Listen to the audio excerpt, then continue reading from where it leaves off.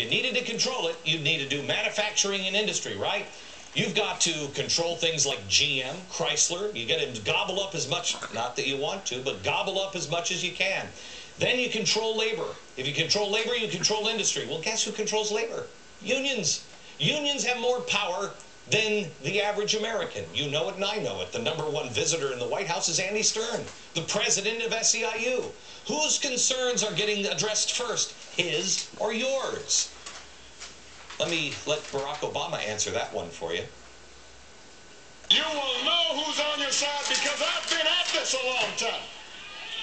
I spent my entire adult life working with SEIU. I'm not a newcomer to this. You know, let me go down to the next one. Energy. You know, wait until you see at the bottom of the hour.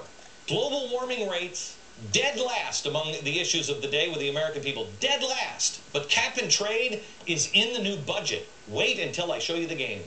At the bottom of the hour, the president is putting phantom profits into the budget from an energy policy we're nowhere near close to passing. What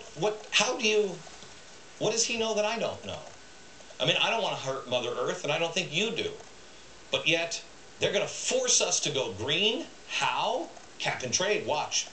Under my plan of a cap and trade system, electricity rates would necessarily skyrocket. What is that going to do to our financial system? How about media and freedom of speech? How about the internet? Any network who doesn't get the thrill up their leg when listening to the president is harshly declared not a news network. The diversity czar at the FCC wants people to, quote, step down so someone else can have power, end quote. President Obama has tried to intimidate TV pundits as an enemy of reform in the State of the Union address. And boy, look what they are trying to do to the internet. Grab power. Education. They're nationalizing the student loan industry. That's part of this, and education. Now, education is much longer term.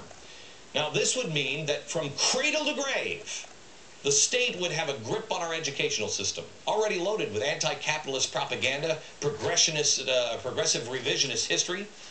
In normal times, it would be outrageous to think anyone in our government, anyone, would want to fundamentally transform us into anything but a better, freer society as our Constitution dictates. But we're not living in normal times. I want you to remember some of the radicals the president has placed around himself and some of the things that those radicals have said. Watch. We're trying to use the power of persuasion. And if that doesn't work, we're going to use the persuasion of power. No, we're going to change the whole system. We're going to change the whole thing. We're not going to put a new battery in a broken system. We want a new system.